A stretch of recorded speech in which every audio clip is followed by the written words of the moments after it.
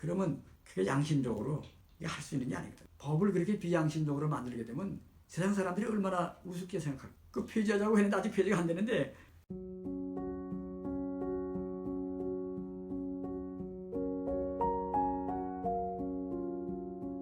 자, 우리 지금까지 현대법의 성격에 대해서 우리가 살펴보았는데요. 그 이유는 교회법은 현대법의 그 범주를 벗어나면 안 돼요. 별도의 법이 아니기 때문에 교회법의 성격, 그 때로는 처절하고 절박했던, 그래서 전쟁과 수많은 희생을 통해서 만들어온 그 현대법의 성격을 우리가 알아야 우리 장정의 그 소중함도 우리가 또한 알게 되는 것입니다. 그 다음에 교회법의 성격에 대해서 우리가 공부해 봤고요. 한마디로 말하면 이 교회법은 종교의 자유의 근간이기 때문에 사실은 다른 실정법보다 교회법은 훨씬 더 역사가 깁니다. 그게. 그래서 이 종교의 자유를 위한 투쟁으로 인해서 사람의 기본권, 권리가 신장되고 발전해 온 겁니다. 그게. 요즘은 그 흔적이 우리 대한민국 헌법의 20조에 모든 국민은 종교의 자유를 갖는다. 짤막하게 나와 있지만 그거는 뭐냐면 종교의 자유를 위한 투쟁으로서 모든 사람들의 권리가 신장되어 왔다. 우리가 그만큼 우리가 믿는 종교의 자유가 중요한 것이고, 단순한 뭐 예배를 편하게 드리고 뭐 선교를 자유롭게 하는 그 차원을 넘어서 사람의 근본적인 기본권의 신장이 종교의 자유 쟁취로 말미암아 그 하나의 산물이었다는 거. 그래서 우리가 이 실정법도 우리가 그래서 배워야 되고요. 그로 인해서 교회법이 어떻게 형성되어 왔는가, 그걸 우리가 지난번에 살펴봤고요. 특히 교회법 안에 우리가 중시 여기는 것은 교리와 장정입니다. 감리교 교회법. 그럼 감리교 교회법은 뭐냐?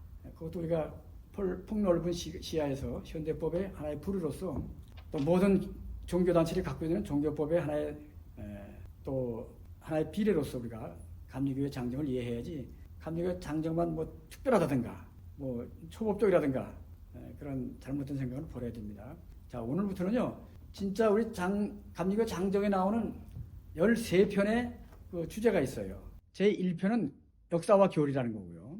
그거는 별도 우리가 잠깐 시간 내서 우리가 강의하겠지만은 1편은 역사와 교리, 2편이 헌법입니다. 그 3편이 조직과 행정법이 나오고, 4편이 의회법이 나오고, 5편이 교회 경제법이 나오고, 6편에 가서 재판법이 나오고, 그다음에 선거법이 나오고 등등, 이제 연회와 지방의 경제법도 나오고 과정법도 나오고, 그래서 모두 13편으로 나눠져 있는데 그 중에 헌법이 제2편에 나오는 겁니다. 그럼 이 헌법은 뭐냐? 감리교에 관련된 모든 조직이나 기구나 의회의 혹은 사법기구의 그 규정을 그 기속한다래요. 이렇게 그걸 한정하고 벗어나지 않도록 관리하는 기준이 되는 게 바로 헌법입니다. 대한민국 헌법도요, 이게 전 조문이 130조밖에 안 돼요. 대한민국 헌법. 그런데 그것이 수만 개의 우리 한반도에 있는 대한민국 법질서에 대한 것들이 다 그 대한민국 130개 헌법이 다 기속하고 있는 거예요. 다 제한하고 있는 겁니다. 그걸 벗어나게 되면 어떻게 돼요?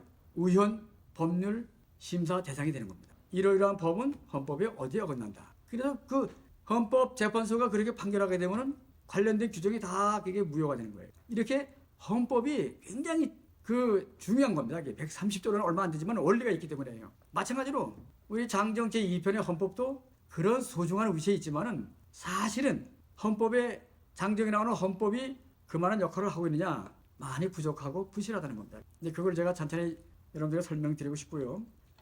우리 장정 규정이 한 2,900개 정도 되는데 몇 조 하게 되면 총 2,900조가 되는데 그 헌법에 기속을 받아야 되게요. 헌법에서 원리에서 떨어져 나가면 안 되는데, 지금까지 우리 감리교 장정의 역사를 보면요, 헌법은 헌법대로, 뭐 의회법이나 조직과 행정법이나 뭐 경제법이나 이 법은 법대로, 또 재판법이나 선거법도 마찬가지예요. 헌법의 원리에서 이게 따로따로 놀았어요. 이게. 그러면 대한민국의 법 실정법 체계하고 안 맞는 겁니다. 이게. 그래서 저는요, 이 장정을 연구하면서 장정 헌법 제2편 헌법 부분을 정말 세심하게 우리가 들여다보고 연구해야 되겠다. 그러니까 다른 교회법의 모든 것들이 이 헌법의 정신에서 벗어나지 않도록 헌법의 규정과 틀을 잘 짜야 되겠다.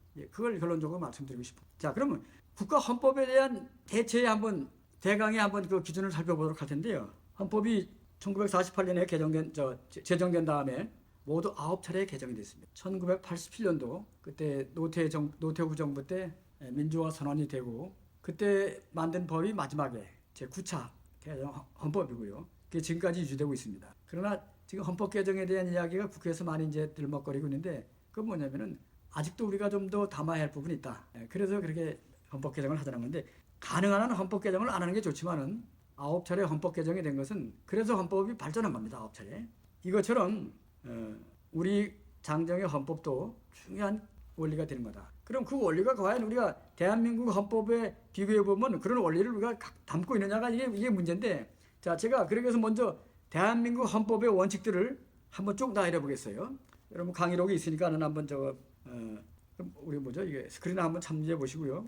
헌법의 기본 원리는 국민 주권의 원리가 있습니다. 헌법 제 1조에 보면 대한민국은 민주공화국이다. 이 항에 보면은 대한민국의 주권은 국민에게 있고 모든 권력은 국민으로부터 나와 있어요. 그리고 제 2조에 가게 되면 뭐냐면은 제외 국민과 또 내국인, 한반도에 있는 국민과 제외 국민을 같이 포함해서 모든 국민에게로부터 주권이 있고 권력은 거기로부터 나온다. 이렇게 선언하고 있어요. 정말 여러분 우리 감리교회 장정 헌법에 그런 정신이 있을까요? 그렇게 단정적으로 천명한 부분이 없습니다. 기껏하면 뭐냐면 교인의 정의 이런 거예요. 교육자의 종류가 뭐냐 이런 그냥 현상적인 것만 구분해 놓은 거지, 이 대한민국 헌법처럼 위대한 정신을 갖고 있는 것처럼 대한민국은 민주공화국이다. 민주공화국이다. 그리고 모든 주권은 국민에게 있다. 권력은 국민으로부터 나온다. 그럼 우리가 왕왕 교권이라는 말을 사용해요. 교권이 살아야 한다. 교권이 보호를 받아야 한다. 그걸 끝나는 겁니다. 그럼 교권은 어디서 나오는 거예요? 물론 하나님으로부터 나오지만은 그러나 실제 교인으로부터 나오는 거예요. 교인으로부터. 근데 실제 교회에서는요, 그걸 선명하게 천명하지 못해요. 교회는 아무런 힘없는 존재, 권리가 없는 존재, 나약한 존재, 그렇게만 얘기하는 거예요. 나는 우리 감리교 장정 헌법 부분에 교인의 기본권, 교인의 권리, 이런 교인의 감리교회를 유지하고 떠받치는 교권의 원천이라는 정도까지도 교인의 권리의 소중함을 천명해야 된다고 보는 건데 그게 없어요. 이제 그 다음에 두 번째 대한민국 헌법의 기본 원리는 민주주의 원리라 이거예요. 물론 교회는 좀 민주주의만 가지고 되는 건 아닙니다. 교회는요, 하나님의 율, 하나님의 규례가 있는 것이기 때문에 하나님의 뜻, 하늘의 뜻이라는 그 규례를 가장 중시 여기기 때문에 교인들의 의견만 가지고 되는 건 아니에요. 이게 사실 민주주의 원리는 사실은 교회에 안 맞는 부분도 있지만은 그러나 기본적으로는 의회 구조가 있잖아요. 감리교회 정치 체계는 뭐라요? 의회주의에 기초한 감독제도다. 그 두 가지가 같이 살아야 되는 건데 의회주의의 근간은 민주주의 원리이기 때문에 우리 장정에도 그것이 선명하게 천명돼야 됩니다. 의회주의를 있으나마나한 조직으로 보면 안 돼요. 의회주의가 없으면 감독제도도 없어지는 겁니다. 그게. 근데 요즘은 의회주의가 많이 소멸되어 있어요. 사실은 그래요. 영국이나 미국 감리교회는 아직도 의회주의가 튼튼하기 때문에 감독들이 종신제로 그렇게 하더라도 의회주의가 튼튼하기 때문에 미국 감리교회가 이렇게 선교를 주도하고 힘 있는 교회가 되는 겁니다. 근데 우리나라는 지금 감독제도만 커지고 의회주의는 빈약해졌어요. 앞으로 우리가 이걸 장정 개정을 통해서 개선해야 할 부분이라고 보고요. 그다음 법치국가의 원리, 사회국가의 원리, 문화국가의 원리, 마지막에 권력분리 법칙, 이런 6가지 원칙을 가지고 헌법이 틀이 잡힌 겁니다. 굉장히 아주 구조적입니다. 그 다음에 기본 질서로서는 민주적인 기본 질서, 경제적인 기본 질서, 평화주의적 국제 질서 이런 것들을 헌법에 담고 있어요. 거기에 따라서 국가의 기관도 설명하고 있는데 정당제도라든가 공무원제도라든가 선거제도라든가 지방자치제도라든가 또 군사제도 이런 것들이 헌법에 보장되는 거예요. 다른 것들은 국가기관으로서 명시하고 있지 않습니다. 그 다음에 이런 걸 가지고 특히 이제 국민의 개개인의 권리를 차원에 들어가게 되면요, 우리가 이제 흔히 이제 언론이나 이런 걸 통해서 듣는 얘기들인데 다 헌법에 나와 있어요. 먼저 자유권적 기본권이라 그래요. 이것이 헌법의 12조부터 22조까지 있는데 우리가 흔히 아는 것처럼 인간의 권리를, 인간의 가치를 소중히 여기는 그런 원리입니다. 생명권, 행복 추구권, 행동 자유권, 개성 발현권, 자기 결정권, 계약 자유권, 명예권, 성명권, 초상권, 알 권리, 이런 것들이 다 헌법 12조부터 22조에 나오는 사람의 기본권적 자유, 권리라 이렇게 말하는 거죠. 그 다음에 경제권적 기본권, 이것도 헌법에 다 명시되어 있고요. 정치권적 기본권도 나와 있어요. 기본권이라는 게. 그 다음에 청구권적 기본권, 이 청구권이라는 건 국민으로서 국가에 대해서 뭘 권리를 요구하는 거예요. 권리를 요구하는데 재판 청구하잖아요. 다 거기서 기본권을 요구하는 거예요. 그 다음에 청원하는 거, 행정적으로 하는 건 청원이고 법적으로 하는 건 청구를 하래. 청구. 자, 이렇게 나와요. 재판 청구권, 국가배상 청구권, 형사보상 청구권, 범죄피해 구조 청구권, 이런 것들이 뭐냐면 청구권이에요. 법적인 절차를 따라서 자기 권리를 침해받거나 손해가 왔을 때에 배상을 청구하는 거죠. 이런 것들이 헌법에서 보장되고 있어요. 우리 감리교 헌법에 과연 이런 것들이 있을까요? 이런 명쾌한 선언이 없습니다. 교인의 권리라는 것은 거의 헌법에 담고 있지 못합니다. 그 다음에 이 사회권적 기본권이라 그래요.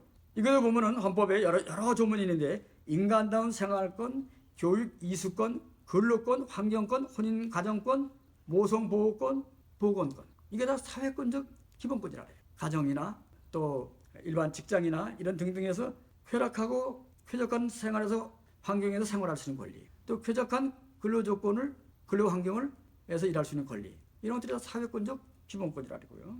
자, 그 다음에 이러한 모든 원리를 이렇게 날씨와 시줄처럼 이렇게 종으로 횡으로 연결하는 그런 원칙들이 나오는데, 제가 이걸 헌법에 대한 그 책을 보면서 야, 정말 헌법은 그 수많은 원리를 담고 있는 거구나. 자, 이런 게 있어요. 법률 유보의 원칙. 이게 생소한 용어 아닙니까? 법률 유보의 원칙. 이건 뭐냐면요, 헌법에 보면은 헌법에 조문이 나와 있고 여기에 관련된 사항에 대해서는 법률로 정한다 이렇게 나와요. 그 법률로 정한다는 건 뭐냐면 법률 유보의 원칙이에요. 헌법이 130조밖에 안 되잖아요. 거기에 수만 가지 종류를 담을 수가 없어요. 그래서 그걸 법률로 정한다. 이게 법률로 유보한다는 얘기죠. 그럼 법률을 유보한다는 말은 그 법률을 제정하는 국회가 그걸 담당하는 거예요. 그 다음에 국회가 담당하면서 국회는 대통령령으로 정한다. 그러면 그건 행정부로 넘어가는 거예요. 그건 또 이렇게 법률 유보의 원칙이 헌법이 선언하고 있고요. 법률에 따르지 않고는 아무것도 못합니다. 그 다음에 포괄 위임 금지의 원칙, 그런 게 있어요. 어떤 권한을 남에게 이렇게 위임하잖아요. 그냥 야 네가 알아서 해 이렇게 하지 말라는 거예요. 반드시 특화시키라는 거예요. 요러한 것에 대해서는 위임한다. 포괄적으로 보따리처럼 묶어가지고 알아서 다 해 이런 거 안 된다. 사람의 권리를 제한하거나 또 권리를 보장하거나 인간의 자유에 관계된 것은 함부로 아무렇게나 하지 말라는 거예요. 반드시 특화시키라는 거예요. 법률 포괄 위임 금지의 원칙. 그 다음에 비례의 원칙이라는 게 나와요. 편파적으로 하지 말고 이 사람에게 적용됐던 것도 저 사람에게 적용되도록 동등하게 하는 거예요. 이 비례의 원칙은요, 대전고등법원의 판결을 보니까요, 우리 장정에 따라서 재판법에 따라서 출교한 그 사건이 있었어요. 그 출교당한 사람이 그걸 사회법원에 가져가서 대전고등법원에서 뒤집어 왔는데, 그게 뭐냐면 연애재판위원회가 한 그 출교 재판은 비례의 원칙에 어긋난다. 그래서 그게 무효가 됐어요. 왜? 어떤 범과를 할 때는 범과 처벌의 종류가요, 한 가지만 있으면 안 돼요. 그게 단독 범행이냐, 공모한 거냐, 아니면 흉기를 소지하는 거냐, 소지하고 남에게 우애가 강한 거냐, 이 모든 정황에 따라서 그 사람의 처벌 정도가 다른 거예요. 이게 벌금도 그래서 1,000만 원 이하 이렇게 하는 거예요. 한 가지 1,000만 원만 하려는 게 없어요. 사형만 하라는 거 없어요. 그 이하의 무기징역도 그렇게 있는데, 감독은 출교의 범과를 할 때 출교만 하라는 거예요. 출교만. 이게 헌법의 비례 원칙을 어긋난다. 그래서 이게 무효가 됐어요. 이게 대한민국 헌법에 많은 원칙입니다. 비례 원칙을 어기면 안 돼요. 그 다음에 형벌 불소급의 원칙, 소급 입법 금지 원칙. 행위할 당시의 법에 따라서 처벌받는 거지. 그때 법이 없었어요. 그런 법이. 처벌법이 없었는데 지나고 나니까 새로운 법이 생겼어. 이 새로운 법 가지고 이걸 과거의 그 형량을 소급해서 하지 말라는 거예요. 행위 당시의 법. 이게 형벌 불소급의 원칙, 이중처벌 금지의 원칙, 일사부재의 원칙. 일사부재의 원칙이 아니고 일사부재의 원칙인데, 같은 사건을 가지고 두 번 처벌하지 말아라. 일세부재의 원칙. 한 번 법으로 형벌을 정했으면 그렇게 끝나는 거지. 뒤늦게 그때 지나가고 생각하니까 형벌이 너무 약했네, 다시 끌어다가 그렇게 처벌하지 말라는 거예요. 이게 이중처벌 금지 원칙이고요. 우리가 아는 연좌제 금지하는 거. 이게 전두환 대통령 때 아마 이게 나왔을 거예요. 부모가 죄를 진 것을 자식이 대물림하지 말아라 이거예요. 우리 성경에도 나오죠. 뭐 신포도주 이야기. 아버지가 신포도주를 먹는데 아들의 이빨이 시냐 이거예요. 행위 당사자로 벌로 한정하라는. 그다음에 적법 절차. 이게 이제 영국의 대헌정에서 나온 건데, 영장주의, 체포, 구금, 수색, 압수 이런 것들은 반드시 영장에 의해서 하라는 거예요. 아무나 들어가서 막 수색하고 막 체포하고 그러지 말고 적법 절차를 밟아라 이거죠. 이제 그다음에 무죄 추정의 원칙, 헌법 27조 4항에 나오는데, 형이 확정되기 전까지는 사람은 무죄 추정을 받아야 되는 거예요. 무죄 추정의 원칙에서 변호하고 자기 항변하는 거죠. 진술 거부권. 진술 거부해도 괜찮아요. 근데 진술을 하게 되면 그것 때문에 자기가 재판에서 불이익을 당할 걸 각오하고 진술하는 거예요. 또 내가 자기를 항변하려면 사람은 진술하잖아요. 근데 난 진술 안 하겠다 그러면 그거 마음대로 못해요. 진술 거부권을 할 수 있어요. 그래서 이 체포영장을 받을 때 진술을 거부할 수 있고 또 변호사를 선임할 수 있습니다. 이걸 고지하는 것을 알 수 있어요. 변호인의 조력권을 받을 수 있고요. 자백 증거 능력 제한 원칙. 강제에 의한 자백은 증거의 능력이 없습니다. 회유나 또 그런 식으로 해가지고 어떤 자백을 받잖아요. 그것도 판사가 보기에 이거는 회유의 영어다. 그러면 그 증거 능력을 인정 안 합니다. 평등권, 절대적인 차별 금지 이런 것들이 헌법에서 천명하고 있어요. 원리로서. 자, 그러니까 여러분 우리 대한민국의 그 헌법에 대해서 수만 가지 법률을 제한하고 있는데 벗어나지 말라고 하고 있는데 얼마나 헌법이 중요합니까? 그러므로 우리가 39조밖에 안 되는 우리 장정의 헌법도 적어도 모든 실정 법률에 대한 것들을 의회법이나 재판법이나 그런 걸 어떤 원리를 갖고 있는 대한민국 장정의 헌법을 우리가 만들어요. 지금은 제가 보기에는 푸실해요. 이게 와닿지가 않아. 이게 법률이 따로따로 놀아 이게. 헌법의 원칙에 따르지 못하고. 그래서 장정을 많이 개정해도 보면은 나중에 문제가 생기는 게 장정의 헌법 기준에 원리가 없거나 그러니까 법률을 입법부회 때마다 그 원칙에서 벗어나는 법을 만드는 거예요. 뭐 재판법 처벌 조항이라든가 선거법 같은 거라든가. 그러니까 이게 엉망진창이 돼버려요. 헌법이 중요합니다, 여러분. 대한민국 헌법은 헌법재판소가 있어서 법에 의해서 어떤 불이익을 받게 되면 헌법 소원을 제기할 수 있어요. 헌법재판. 그다음에 어떤 법률이 이게 헌법에 안 맞는다 그러면 우연 법률 심판 청구를 할 수 있어요. 그만큼 많은 제도가 보완되어 있습니다. 헌법재판소의 기능처럼 나는 그래요. 헌법재판소의 기능을 담당할 수 있는 것이 뭐냐면 우리 감독에는요. 총회특별재판위원회예요. 총회특별재판위원회. 이런 특별재판위원회의 직무 가운데 이 헌법소원이나 우연법률 심사를 판단할 수 있는 그런 기능을 부여했으면 좋겠다. 그래야만 총회특별재판위원회가 헌법재판소 역할을 해가지고 이건 우리 장정의 원리에 어긋난다든가 장정의 헌법에 어긋난다든가 아니면 감리교의 교리에 어긋난다거나 아니면 기독교의 전통적인 그 윤리에 어긋난다거나 그런 식으로 해가지고 총회특별재판이 헌법재판소 역할을 하면 좋겠어요. 근데 우리 재판법에 아직 그런 규정이 없어요. 근데 그런 것들이 총회특별재판위원회의 기능 가운데 하나 집어넣으면 돼요. 그럼 그거 계기가 돼가지고 우리 장정이나 헌법이 많이 발전하지 않을까 그런 생각이 들어요. 자, 교단 헌법은 아까 말한 것처럼 39조에 불과합니다. 그러나 우리 장정 2824개의 입법, 사법, 행정, 의회법도 있고 다 있잖아요. 재판법, 선거법. 그거를 포괄할 수 있는 기준이 만들어져야 되는데 미흡해가지고 따로따로 벌었다. 자, 간단하게 제가 예시를 제시해 볼게요. 자, 헌법의 2장에 보면 회원의 내용이 나와요.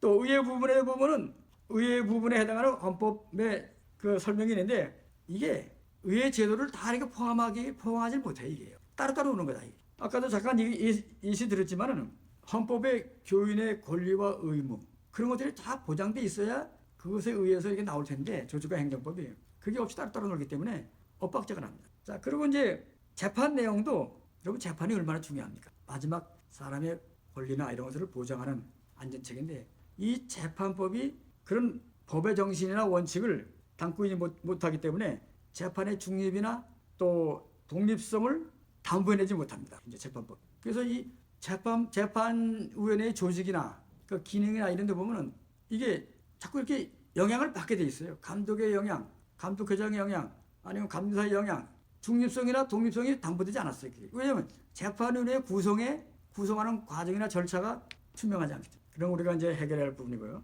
제가 지난번도 한번 언급한 것 같은데요. 우리 헌법에 보면요. 제7장에 보면 감리교의 소속 법인이라는 타이틀이 나와요. 이게 신설 규정입니다. 헌법에 새로 만든 건데 헌법에 뭘 신설하려면요. 이거 정말 정확해야 돼 이게.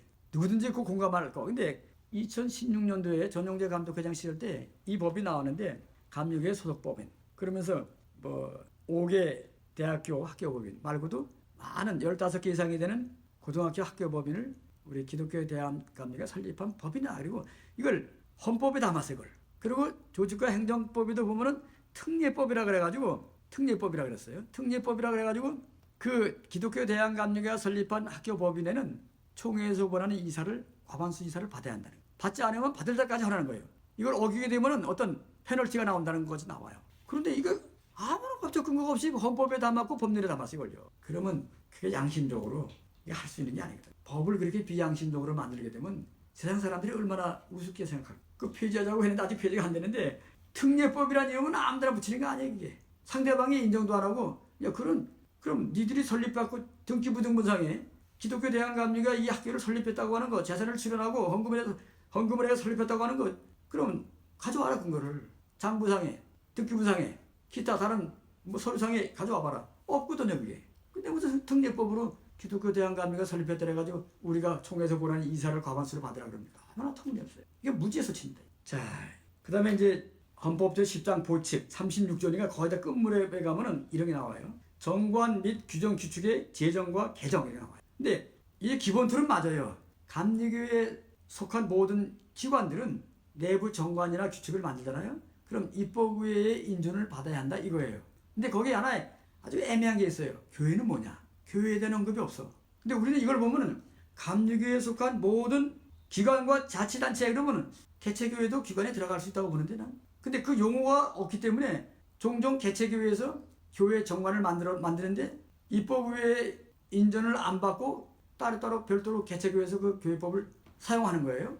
그러면 우리 장정에 따라 목회를 해야 되고 담임 목사나 감사나 감독이나 행정하는 사람들이 장정에 따라 해야 되는데 장정의 틀을 벗어나가지고 교회에서 정관을 만들어. 이 검토도 안 받아서 입법부에. 왜 안 받냐니까는 아니 그 36조에 보면은 모든 감리교 산하의 모든 기관과 자치단체의 정관이라 그랬죠. 언제 개체교회 정관이라 그랬냐 이걸 가지고 가는 거예요. 실제 그래서 많은 교회들이 교회 재산 관리나 처분 이런 것들을 자체 정관을 만들어가지고 교단 탈퇴도 하고 팔아먹기도 하고 문제가 생긴다. 이것도 교회를 포함한 것으로 여기 다시 명쾌하게 해야 됩니다. 이게 하나의 빈틈이에요. 이게. 그 빈틈을 파고 들어가지고 많은 교회들이 특히 담임 목사들이 교회 정관을 만들어요. 우리의 기독교 대한감리에 산한 모든 교회나 기관들의 자치단체의 정관은 뭐냐면 장정이에요. 장정. 그럼 그런 데서 만드는 것들은 뭐냐? 규칙이나 규정입니다. 급이 떨어지는 건데 이름은 정관이라고 붙여. 그럼 개체교회에서 정관을 당회에서 만들게 되면 그들은 두 개의 정관이 있는 거예요. 교례 장정도 있고 개체교회 정관도 있고. 그럼 이게 내용이 안 맞게 되면은 개체교회에서 만드는 걸 우선한다는 거예요. 이게 우선은. 그러면 장정부가 되는 거예요. 이게. 그럼 감리교회 그만둬야죠. 이런 모순이 많이 발생하고. 감리교회에서는요. 입법부에 인준받지 않고 내부 규정을나 규칙을 정할 수 있는 것은요. 총회 실행부위원회 내규, 감리교 본부 내규, 기독교 타임스 내규, 도서출판 KMC 내규 이런 것들은 실행부위원회나 자체 이사회가 있어요. 거기서 내규를 정한 것은 우리 장정에 보면 입법부의 인준을 받지 않아도 된다 이렇게 나와 있어요. 그러는 경우에는 입법부의 인준을 안 받고 나머지는 다 남성교회 전국위원합회, 여성교회 전국위원합회, 뭐 청년회 그리고 감리교 산하의 기관들이 많이 있을 거 아니에요? 거기서 만든 장정은요.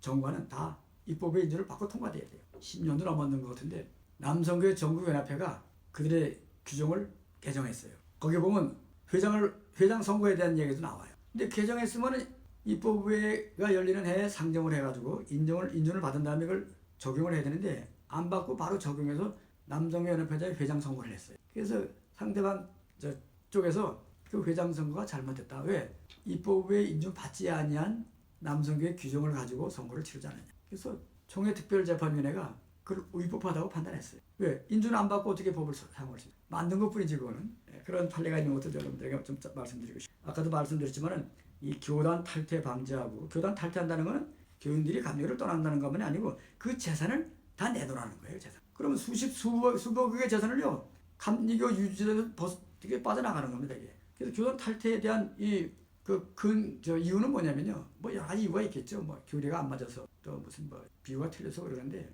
그냥 나가는 게 아니고 교회 정관을 만들어서 그걸 가지고 우리가 정상적인 회의를 통해서 탈퇴했으니까는 감리교에 속한 우리가 사서 증여한 그 재산도 다시 돌려주시오 이거거든. 실제 돌려주게 돼 있어요. 그게. 그 발단이 뭐냐면 개체교회 정관 때문에 장정과 다른 정관을 만들어서 거기서 정관을 또 만들고 그거 가지고 교단 탈퇴를 결의하고 있습니다. 이거를 방지하는 규정을 우리가 만드는 게 중요해요. 방법이 없는 건 아니고요. 담임 목사가 감리교회 장정대로 목회를 하도록 그 공부하고 그렇게 해서 안수를 받고 파송받은 거 아니에요.